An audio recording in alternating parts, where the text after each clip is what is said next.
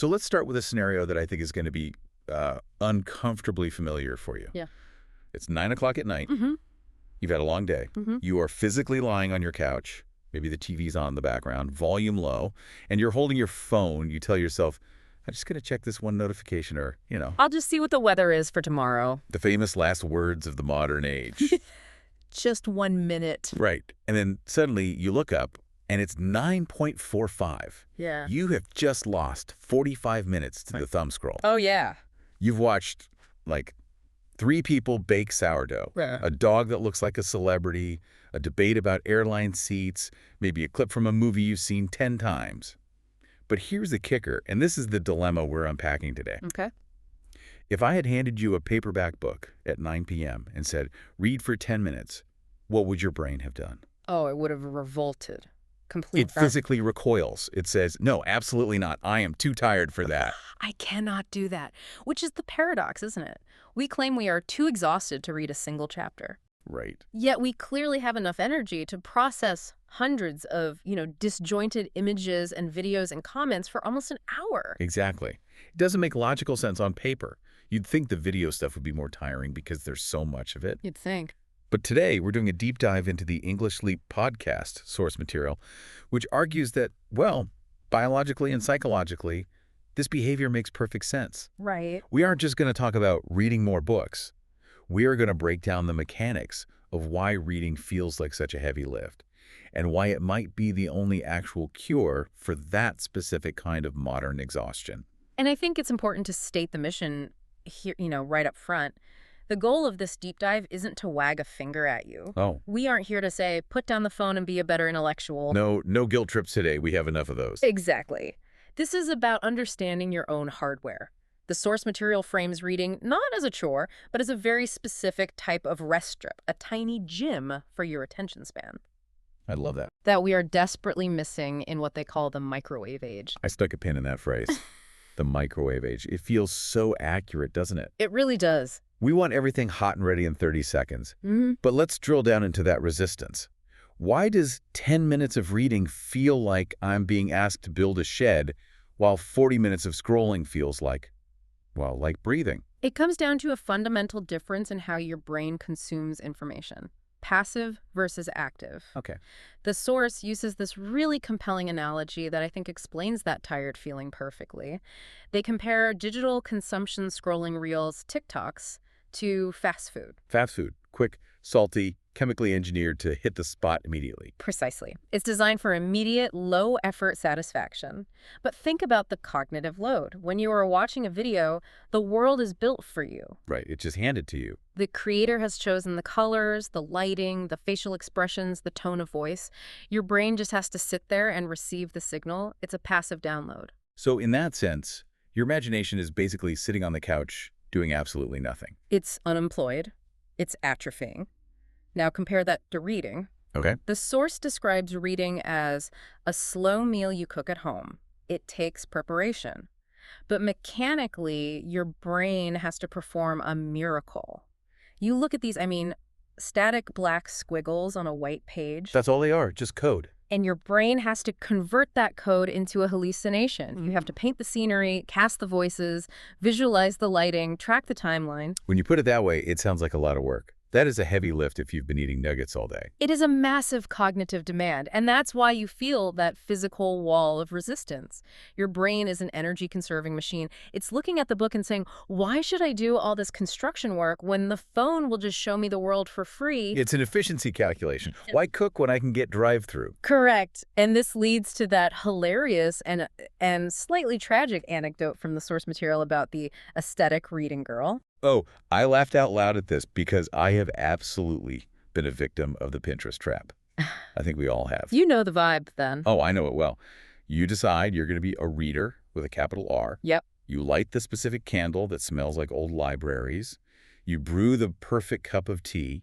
Not just any mug, the nice mug. You get the blanket arranged just so. You sit down, open the book.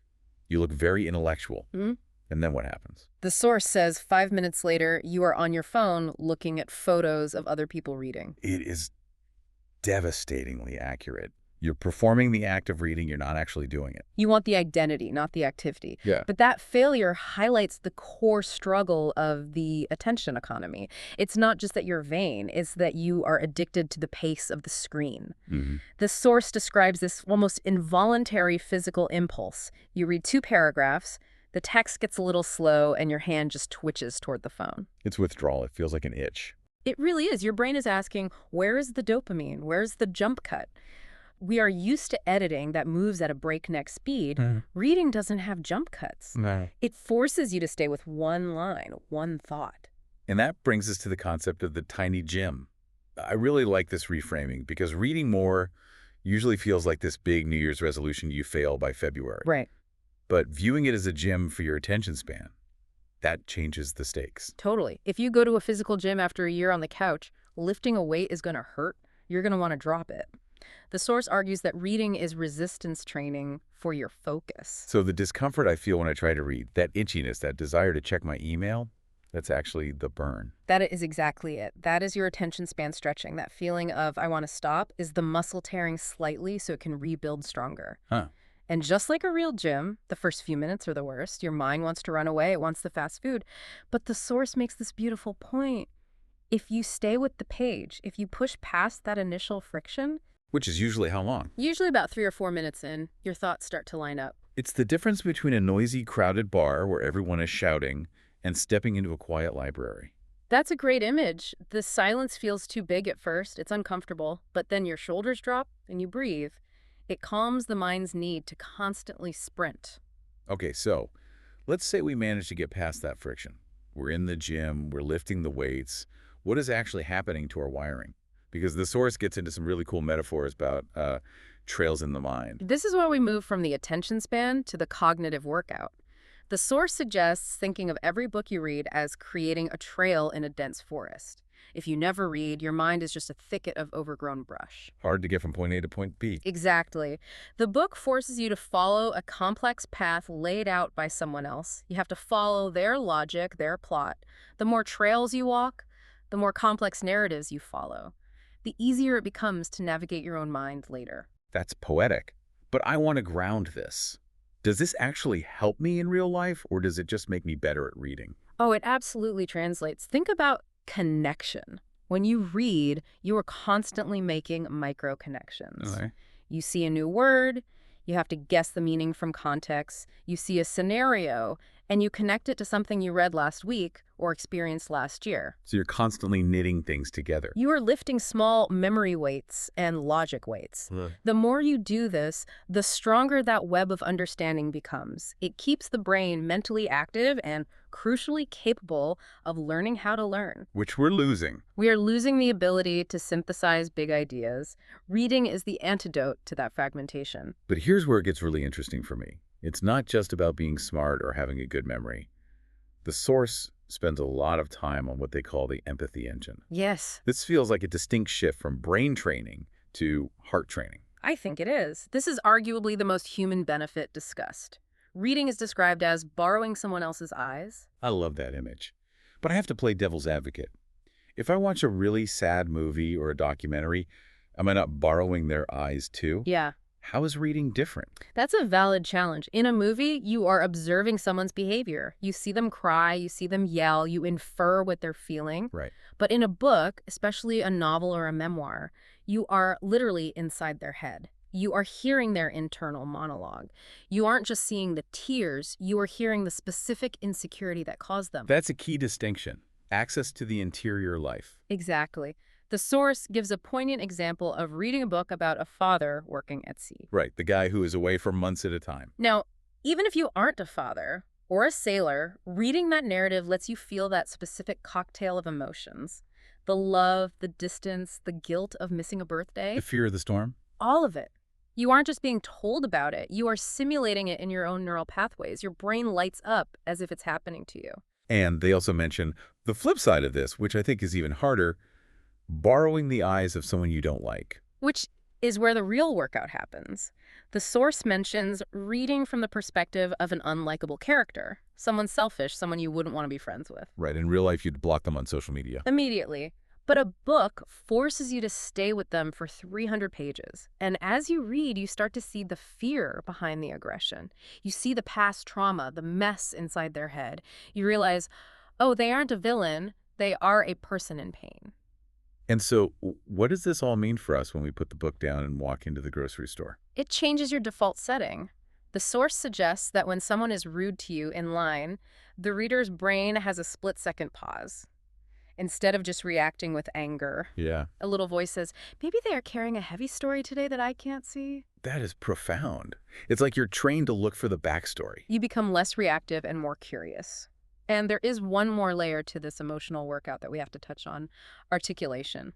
Oh, naming the feelings. This really hit home for me. It hits home for most of us because, be honest, if I ask you how you are right now, what do you say? I'm good. I'm tired. Or, my personal favorite, I'm stressed. Exactly. We have a primary color palette for emotions: happy, sad, mad, tired. But human experience is so much more nuanced. In books, characters aren't just sad. They feel melancholy or wistful or hollow. It's high-definition emotion versus standard definition. Right. Reading expands your emotional vocabulary, and the source makes a critical point here. Naming a feeling is essential to processing it. You cannot manage what you cannot name. If you can only say, I feel bad, you're stuck. If you can say, I feel undervalued and slightly resentful, well, now you can do something about it. It's giving you the tools to explain yourself to the world. Now, I want to pivot to a debate that I think stops a lot of people: the curriculum anxiety. What should I read? Oh, yeah. There's this pressure that if it's not a dense biography of, I don't know, a founding father, it doesn't count. The source is very firm on this, and I think it's a relief for everyone listening. Break the binary. There is no correct answer. So no guilt if I'm reading a trashy mystery novel. None at all. In fact, the source distinguishes the benefits beautifully. They describe nonfiction biographies, self-help, as fuel. Fuel, okay. It gives you information, tools, strategies. You read about someone climbing Everest, and it acts as motivation. It helps you tackle your own obstacles. It's directive. And fiction. Fiction is rest, escape, and simulation. It allows you to travel without leaving your sofa. You put on headphones, play some soft music, and suddenly you are in 1920s Paris or a fantasy realm. It's a vacation for your brain. I like that they say you can switch teams. Yes. It's not an identity. You aren't a fiction person or a nonfiction person. You are a person with changing needs. Right. You can read a fantasy novel this month because you're burnt out and need escape, and a true story next month because you need grit. The only requirement is that the material must feel alive to you. If it feels like homework, put it down. That is permission granted. Okay, so we know the why, the brain gym, the empathy engine. Yeah. And we know the whatever keeps you turning the page. Now let's get to the how, because honestly, life is busy. How do we actually break the block? The first step is redefining success. This is crucial. We often set these grand, intimidating goals like, I will read 50 books this year. Which sets you up for failure by mid-January. Exactly. The source advises starting tiny, really tiny. Aim for 10 minutes or even just 10 pages. And lower the bar until you can actually step over it. And you have to deal with the physical barriers. The source is adamant about this. Put the phone away. And they don't mean face down on the table next to you. Because if it buzzes, I'm grabbing it. Even if it doesn't buzz, just seeing it triggers that dopamine anticipation. Put it in another room. Put it in a bag. Your brain needs to know that this is a separate, protected space. They also talk about being a creature of habit. Rituals help bridge the gap. Same time of day, same corner of the couch, same cup of tea.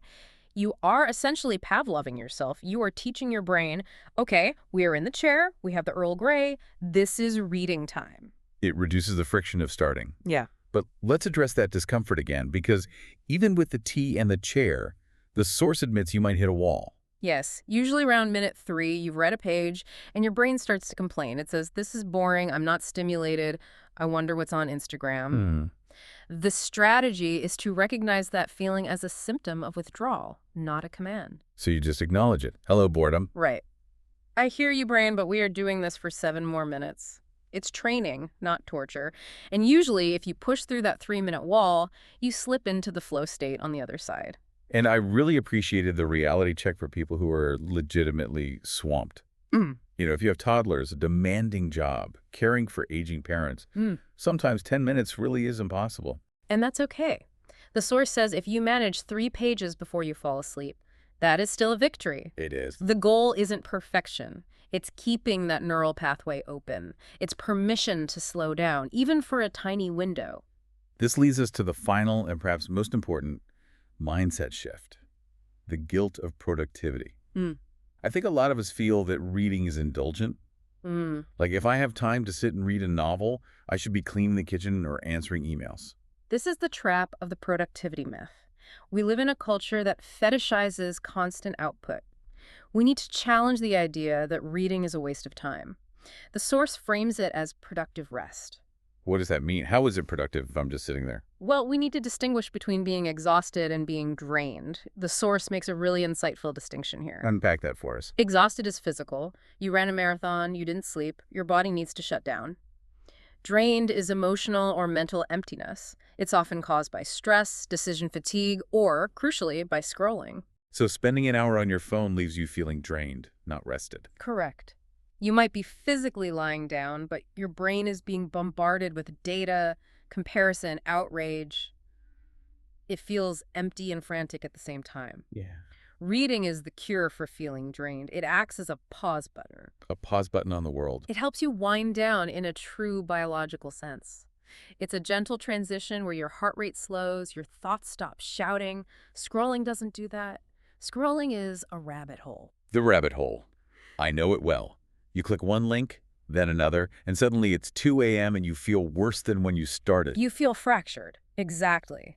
The internet rabbit hole fragments your attention. Reading creates a singular focus. It gathers your mind back together. So in a way, reading isn't taking time away from your life. It's giving you a mechanism to actually recover from your life. Ideally, yes. It creates a space where you aren't being sold anything, you aren't being notified of anything, and you aren't performing for anyone. You are just being. It sounds almost radical when you put it that way. In a loud world, silence and prolonged focus are radical acts. So let's bring this all home. If the listener takes one thing away from this deep dive, what should it be? I think the core message is that reading is a tool for mental health, empathy, and focus. It's not just an academic activity for intellectuals. It is a way to reclaim your brain from the noise. The gym for your humanity. That's it. And the challenge from the source is simple. Can you give yourself just 10 quiet minutes? That's it. 10 minutes. Not to be better, but to be quieter, to inhabit a different world so you can come back to this one a little more refreshed. I want to leave everyone with a thought to mull over, something that struck me when we were discussing the empathy engine. We live in a very polarized time. We are quick to judge. If we lose the ability to sit quietly with one long, complex narrative, if we lose the patience to read slowly, do we also lose the ability to understand other people deeply? Because people are long, complex narratives, aren't they? They're 10-second clips. That is a profound question. If we can't handle the complexity of a character in a book, how can we handle the complexity of a partner, a child, or a stranger? Something to think about the next time you reach for the remote or the phone. Maybe reach for the paperback instead. Thanks for diving in with us. It was a pleasure. We'll catch you on the next deep dive.